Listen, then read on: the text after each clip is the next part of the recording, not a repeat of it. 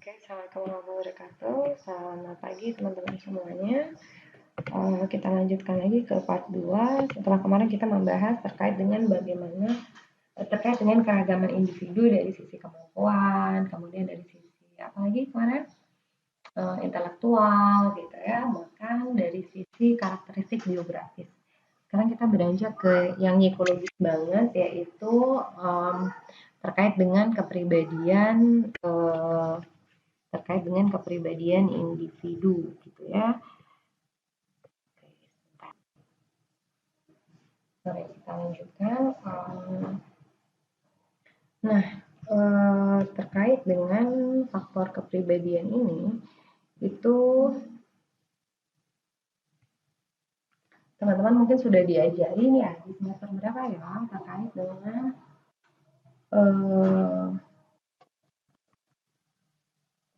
terkait dengan tipe-tipe kepribadian misalnya. Atau kemudian ada teori yang sangat mendasar banget yang kemudian jadi kayak pegangan buat buat orang psikologi adalah bahwa kemudian perilaku itu adalah fungsi hasil dari interaksi antara faktor personal termasuk kepribadian dengan environment, dengan lingkungan gitu ya. Jadi sebetulnya pribadi itu tercermin dari perilakunya gitu kan ya, termasuk di dalam organisasi pun seperti itu. Kita tuh pengen karyawan yang berperilaku kayak apa sih gitu. Nah, salah satu yang kita telisik adalah pribadinya. Ini pribadinya kayak apa nih? Sehingga perilaku yang kita harapkan itu bisa muncul gitu. Berarti yang kita masukin orang-orang dengan pribadi yang seperti ini. Itu kan sederhananya. Nah, kepribadian sendiri diartikan sebagai keseluruhan cara individu bereaksi dan berinteraksi dengan individu lain. Jadi kalau simpelnya gini loh, sebetulnya kan setiap dari kita bisa jadi kemudian mengalami hal yang sama, tapi cara kita bereaksi itu kan berbeda-beda. Nah, salah satunya dipengaruhi oleh kepribadian tadi. Misalnya kayak sekarang ada virus corona gitu ya. Ada yang satu orang yang santuy banget gitu, dengan tipe kepribadian tertentu dia santuy banget, tapi ada juga yang kepribadian lain yang awas gitu ya, maksudnya jadi kemudian kewaspadaannya tinggi, tapi ada juga yang kemudian jadi cemasnya berlebihan. Sebetulnya sama-sama kan, yang kita hadapi sama, kita sama-sama di Jogja, kemudian kita sama-sama menghadapi kasus corona dengan jumlah yang sama, tapi kemudian cara bereaksinya itu kemudian bisa jadi berbeda. Tergantung apa? Nah, salah satunya adalah tergantung kepribadian, gitu. Nah, faktor kepribadian itu bisa ditentukan oleh faktor genetik atau keturunan. Jadi misalnya kayak temperamen, itu biasanya salah satunya tuh katanya itu dibawa terus tuh ya, stabilitas emosi itu salah satunya tuh juga diturunkan. Tapi ada juga yang dari faktor lingkungan, itu dibangun oleh lingkungan kita gitu ya. Lingkungan membentuk pribadi kita gitu kan ya. Jadi kepribadian sendiri sebetulnya kombinasi antara kedua hal tersebut nih. Bisa nggak sih Bu orang tuh pribadinya beda gitu ya antara di satu waktu dengan satu waktu lain? Kalau secara umum ya bisa saja gitu ya berdasarkan asumsi ini. Artinya tergantung apa yang kemudian dialami oleh dia gitu ya.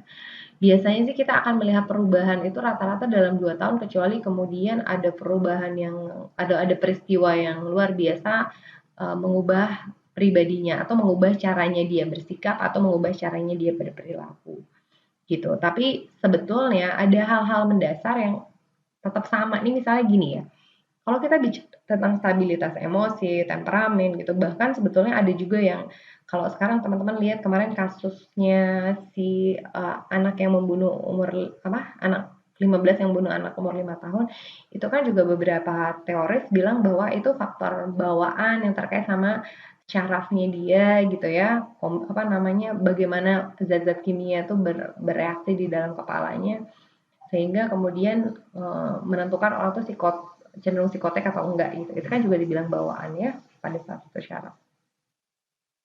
Nah, kalau misalnya di taraf yang lebih mild misalnya terkait stabilitas emosi gitu ya. Orang temperamennya dibawa tuh konon katanya itu sama aja sih sebenarnya ya temperamennya segitu. Tapi kemudian kok bisa sih si Budi misalnya kok sekarang jadi lebih sabar ya gitu ya. Itu karena faktor apa ya? Oh pribadinya bisa berubah, kira kan bisa sesimpel itu ngomong. Nah sebetulnya yang dia dapat adalah bisa jadi terkait dengan faktor lingkungan. Temperamennya masih sama, tapi kemudian yang berkembang adalah kemampuan dia dalam memanage emosi.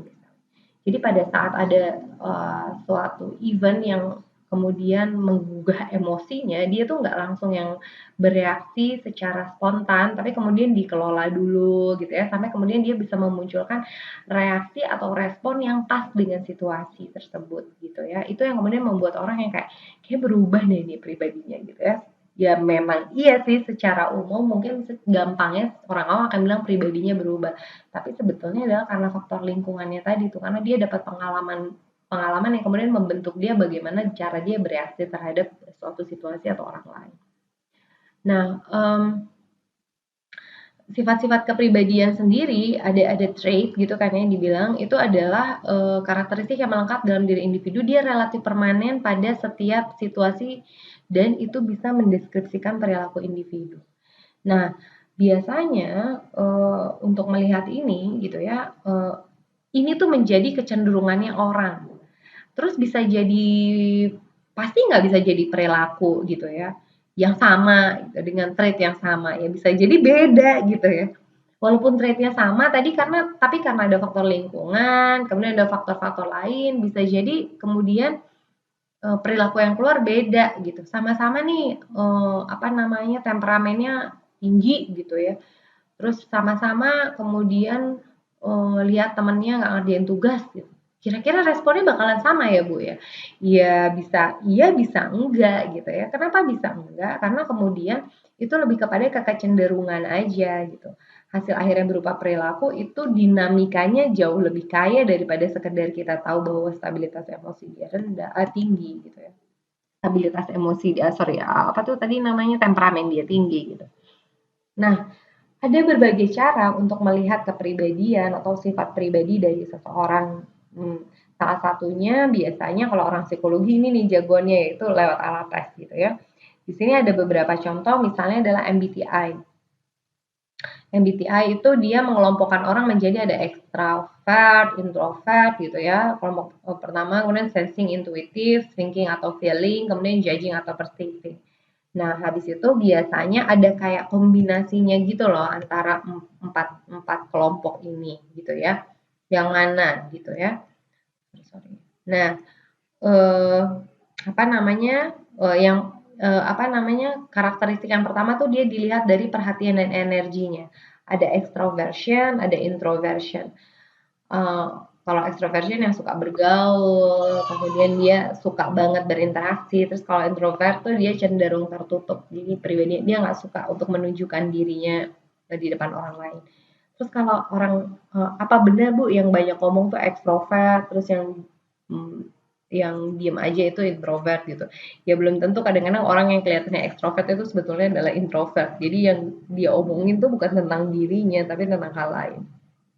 Kemudian terkait dengan kelompok kedua itu adalah pengelompokannya berdasarkan pengolahan informasi. Ada sensing, ada intuition. Kalau sensing dia kayak tipikal yang praktis, suka routinity, kemudian dia tipikal yang detail gitu ya, sistematis. Jadi kalau kerja tuh benar-benar tertata. Ada juga yang sifatnya tuh intuisi pada saat dapat informasi, kayaknya perasaanku mendingan kayak gini deh gitu ya. Jadi dia yang kayak lebih kalau yang tadi yang pertama itu detail, kalau yang ini tuh dia cenderung kayak global, melihat segala sesuatu tuh lebih ke makronya aja. Nah, kemudian dari pengelompokan berikutnya adalah berdasarkan pengambilan keputusan, ada thinking, ada feeling. Kalau thinking itu semuanya berdasarkan logika. Nih kayaknya nih menurutku kita kayaknya hari ini harus ke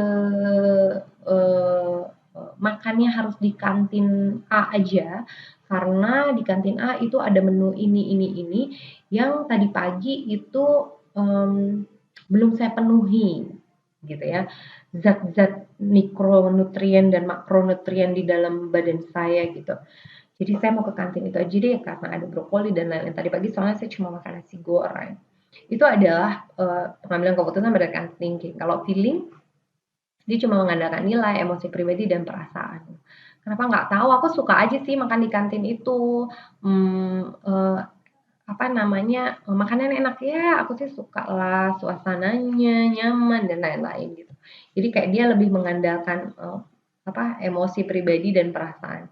Kemudian gaya hidup, kalau misalnya, eee dibagi 2 nih, ada judgement, ada perceiving. Kalau orang yang judgement itu dia biasanya tuh sangat, ini ya, terencana gitu ya, hidupnya tuh sangat terencana.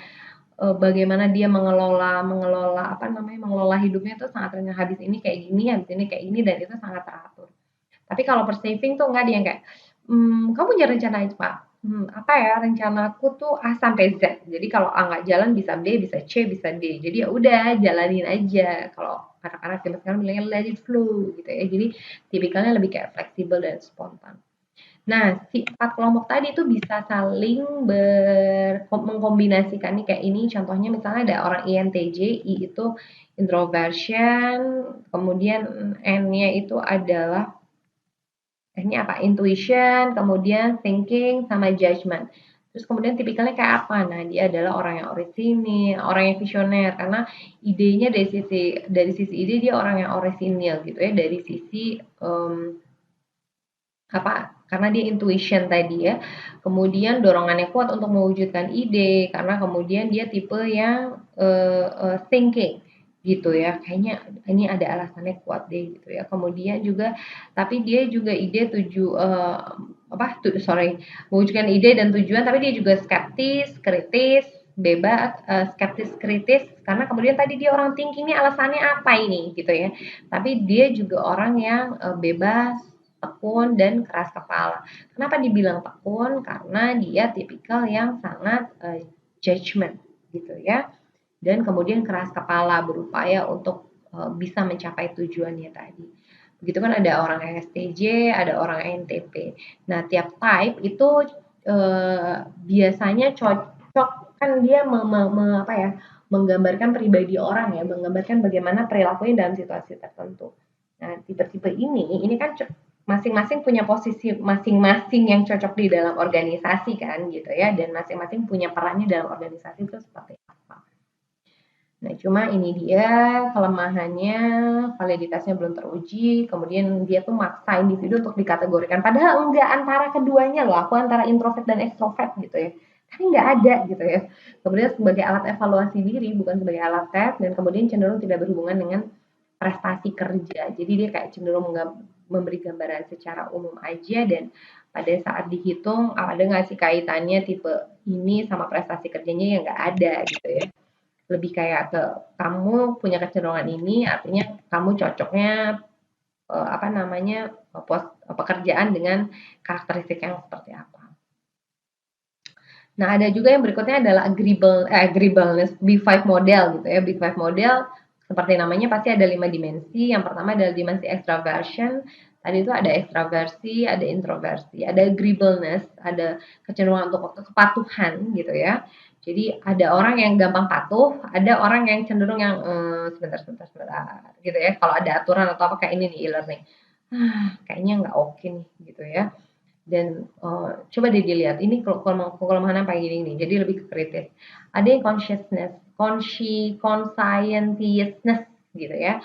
Ada orang yang cenderung berhati-hati karena kemudian dia harus benar-benar menyadari apa yang kemudian diputuskan, apa yang kemudian dilakukan. Tapi ada juga orang yang cenderung unconscious gitu ya. Unconscious tuh yang kayak dia memutuskannya tuh cepat-cepat berdasarkan feeling, kemudian cenderung spontan gitu-gitu. Sehingga dia bilang mudah bingung karena nggak teratur gitu. Malah ini nggak bisa diandalkan, serem banget ya. Kemudian ada emotional stability gitu ya. Ada yang emotional stability-nya bagus, ada yang rendah. Kalau ini pasti teman-teman sudah bisa membayangkan. Kemudian openness to experience gitu ya. Ini adalah dimensi yang kelima, keterbukaan terhadap pengalaman. Jadi ada tipikal orang yang kreatif, ingin tahu, ingin nyobain hal-hal baru, tapi ada juga yang konvensional, nggak suka deh, susah, nggak mau gitu-gitu. Suka nggak denger yang kayak gitu? Atau e-learning, ribet banget deh gitu ya. Sama nih kayak begitu dapat e-learning gitu, apa sih yang ada di pikiran teman-teman? Pasti kemudian begitu keluar nama, gimana kalau kita e-learning 1 semester gitu ya. Mungkin ada yang excited, oh iya kayaknya kita bakalan nyobain hal baru deh gitu ya, kita dapat experience yang baru. Tapi ada juga yang terus, "Aduh enggak deh kayaknya nanti soalnya bakalan susah nih, mau tanya jawab dan lain-lain tuh susah," dan seterusnya gitu ya. Itu terkait sama kepribadian juga loh. Nah, apa namanya, 5 dimensi kepribadian ini itu sangat berpengaruh terhadap, apa namanya, sikapnya orang tersebut gitu ya, atau, perilakunya orang tersebut di dalam organisasi. Ini dicontohin nih, misal orang emotional stability. Kalau orang, apa namanya, eee, orang dengan emotional stability yang lebih tinggi gitu, dia akan apa yang terjadi sama dia adalah dia less negative thinking katanya, gitu ya, dan fewer negative emotion. Jadi dia nggak terlalu mikirin, hal-hal yang jelek gitu, karena, dia mencoba untuk menstabilkan orang yang emosinya stabil kan biasanya coba lihat hal positifnya. Kemudian dia bilang less hypervigilant. Jadi nggak terlalu ringkih gitu ya. Nah, akibatnya apa gitu? Gimana itu mempengaruhi dia itu akan cenderung lebih happy di dalam pekerjaannya. Dan stresnya pun lebih rendah gitu ya. Ini contoh aja ya. Terus kemudian let's say dari openness nih. Openness nih tadi ya. Openness to experience. Nah, orang yang open itu gimana sih? Oh, dia yang suka banget belajar. Karena dia suka belajar, dia jadinya banyak lihat hal baru. Akibatnya dia jadi lebih kreatif dan kemudian dia lebih fleksibel dan punya otonomi gitu. Karena dia pikir begitu ada tantangan, oh ya udah deh, aku bisa kok. Aku bisa nyari sendiri gitu kan ya. Biasanya orang yang openness to experience tuh kayak gitu tuh. Nah, apa yang kemudian, impact-nya apa? Ini tuh orang yang sangat cocok banget kalau kemudian dia dikasih banyak pengembangan atau training. Karena pasti performance dia dari hasil training atau pengembangan itu jadi bagus gitu. Iya dong, orang yang suka belajar sama orang yang nggak suka belajar begitu dapat hal baru, yang mana yang hasilnya lebih oke? Pasti yang lebih suka belajar atau yang lebih terbuka terhadap belajar. Dan orang yang kayak gini itu juga sangat punya adaptasi yang lebih bagus terhadap perubahan gitu. Karena dia sendiri suka gitu dengan perubahan itu, yang kayak perubahan itu kayak seru deh gitu ya. Bukan yang kayak perubahan tuh, aduh aku jadi pusing nih gitu. Ada kan yang kayak gitu ya, begitu berubah tuh langsung stres, langsung depres gitu. Ada yang kayak gitu tuh. Nah, atau kemudian kita lihat dari agreeableness nih. Agreeableness itu orang yang gampang hooh, yang gampang nurut, kemudian dia patuh banget. Akibatnya gimana? Ya, coba deh teman-teman bayangin, orang yang patuh tuh gimana sih? Biasanya dia kinerjanya secara umum dia udah oke sih. Karena dia patuh tuh sama aturan atasannya gitu. Yang siap bos, oke bos, saya bisa kerjakan bos, baik bos gitu ya. Dan dia juga biasanya karena patuh, otomatis perilaku perilaku yang devian atau menyimpang itu menjadi cenderung lebih rendah gitu. Nah, ada penelitian tentang Big Five ini terus terang cukup banyak banget kalau teman-teman cari di jurnal sampai sekarang tuh masih banyak banget dikorelasikan dengan banyak hal gitu ya. Misal kayak misalnya individu yang dia bilang dapat bertanggung jawab, dapat dipercaya, dapat diandalkan, kemudian dia well organized, pekerja keras itu biasanya apa namanya prestasinya tinggi. Nah, ini yang conscious nih. Karyawan dengan sikap hati-hati yang tinggi, maka kemudian dia punya pengetahuan kerja yang tinggi, sehingga dia melakukan usahanya juga lebih, sehingga akibatnya dia prestasi kerjanya bagus. Nah, ini juga masih conscious. Orang yang lebih consciousness-nya tinggi itu biasanya dia mau berkorban apa saja buat organisasi. Bilang gitu ya. Kemudian, nah ini ekstraversi biasanya ekstraversi ini orang yang tadi ya, orang yang suka banget untuk berinteraksi dengan orang lain. Itu dia biasanya untuk kalau disimpan di posisi manajer atau penjualan dia akan lebih sukses. Bayangin dong kalau orang pendiam suruh jualan gitu ya, orang introvert suruh jualan. Mau ngomong sama orang baru aja males gitu ya. Jadi kalau terkait dengan Big Five itu memang sudah ada beberapa penelitian yang terkait dengan prestasi kerja gitu ya. Ini juga contoh lainnya. Nah, kalau stabilitas emosi rendah, suasana hatinya tidak baik, cepat mengambil keputusan gitu ya. Akibatnya tapi keputusannya bisa jadi salah. Ya. Nah, dan seterusnya. Kemudian ada namanya dark triad.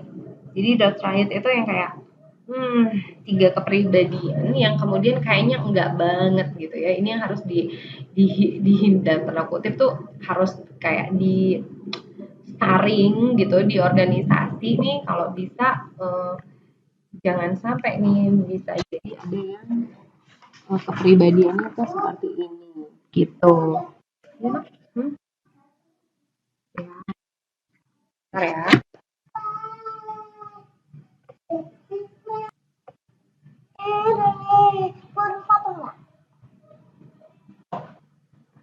Oke, sorry ada iklan. Oke, kita lanjutin. Ada 3 pribadi nih yang kemudian teman-teman benar-benar harus lihat. Yang pertama adalah Machiavellianisme gitu ya. Dia adalah tipikal orang yang kemudian yang penting hasil, nggak penting prosesnya. Nah, akibatnya biasanya tipikal kayak gini nih manipulate nih, curang gitu ya. Orang-orang yang punya integritas yang rendah itu biasanya nih ini nih punya kecenderungan untuk Machiavellianisme gitu ya. Terus juga ada narsis, itu kecenderungan sombong. Nah, teman-teman udah biasa banget ya ketemu ini. Narsis banget sih yang kayak dia butuh pengakuan, nggak peduli gimana caranya, yang penting dia dihargai dan seterusnya. Kemudian yang pribadi yang ketiga juga yang kemudian dalam tanda kutip bahaya banget kalau ada di organisasi adalah psikopat. Dia cenderung kurang perhatian pada orang lain, nggak punya rasa bersalah, terutama kalau misalnya perilakunya mendatangkan bahaya. Ya tadi sih pada akhirnya kemudian yang kayak gini tuh yang ya udah biarin aja deh. Tapi ini bahaya Pak, biarin aja nggak apa-apa. Tapi ini bakalan bisa membahayakan banyak orang. Nggak masalah, gitu. Nah, kemudian adalah salah satunya adalah core self evaluation, yaitu terkait dengan bagaimana seseorang itu melihat dirinya, gitu ya, mengevaluasi dirinya. Apakah kemudian dia yakin dengan dirinya atau tidak yakin? Karena again itu juga sangat berpengaruh loh terhadap bagaimana cara seseorang tuh bekerja. Bayangin dong kalau orang yang kita hire itu dia nggak yakin sama kemampuannya, akibatnya gimana? Ya udah, dia akan kerjaan tuh seadanya, kemudian juga kalau dia gagal dia cenderung akan menyalahkan orang lain. Karena yang kayak ini tuh bukan apa namanya aku tuh sudah melakukan sebisanya loh. Ini tuh bukan salahku, ini gara-gara ini nih. Nggak kemudian melihat apa yang kemudian dia sudah lakukan. Tapi kalau misalnya yang core self evaluation-nya bagus, dia akan menganggap dirinya oke dan bisa mengukur dirinya dengan bagus gitu ya. Otomatis kemudian pada saat dia menerima tanggung jawab, dia jadi lebih bertanggung jawab. Yang kedua adalah self monitoring. Jadi ini adalah kemampuan atau sifat pribadi di mana dia kemudian bisa mengevaluasi apa yang sudah dia lakukan dan kemudian dia juga bisa menyesuaikan diri dengan faktor situasional. Misalnya, oh kalau misalnya kayak gini berarti aku nggak boleh terlalu kaku ya. Dia monitor apa yang dia lakukan plus dengan hasil kerjanya, kemudian dia melakukan koreksi gitu. Itu sangat bagus banget kalau teman-teman bisa menjadi pribadi yang seperti itu atau kalau besok yang jadi punya organisasi atau perusahaan tuh dapat orang yang kayak gitu oke banget. Artinya perilaku kerjanya itu diarahkan untuk ke arah yang jauh lebih baik berdasarkan apa? Berdasarkan review sama monitoring atas apa yang sudah dia lakukan sebelumnya gitu ya. Dan yang berikutnya adalah kayak kepribadian yang sifatnya itu proaktif. Jadi ini adalah orang-orang yang mau mengambil inisiatif gitu ya, nggak pasif, nggak mesti disuruh kalau ngerjain sesuatu, nggak mesti kemudian harus ada kayak semacam kalau kamu kerjanya bagus, kamu dapat kayak gini ya, nggak harus kayak gitu tuh. Tapi kemudian dia mengambil inisiatif sehingga bagaimana yang dikerjakannya itu bisa maksimal. Macam-macam ada penggolongan lain juga dari staking, type A, type B gitu ya. Teman-teman nanti bisa cari macam-macam dan saya rasa udah belajar sih di mata kuliah kepribadian gitu ya. Kemudian caranya gimana untuk tahu gitu dia tipe pribadinya gimana dan seterusnya macam-macam nih. Ada yang melalui survei mandiri, survei peringkat dan tes project. Nah, sekarang yang paling penting adalah coba sekarang teman-teman take time sekitar 1-2 menit terus pikirin nih, kira-kira implementasinya apa gitu. Pengetahuan tentang oh ternyata manusia itu beragam jenisnya, baik dari sisi biografis, dari sisi kemampuan, dari sisi kepribadian, gitu. Kira-kira bakal dipakai buat apa ya pengetahuan tentang ini kalau di dalam organisasi.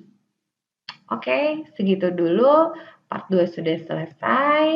Sampai ketemu lagi minggu depan di mata kuliah yang sama dengan pembahasan yang berbeda. Assalamualaikum warahmatullahi wabarakatuh.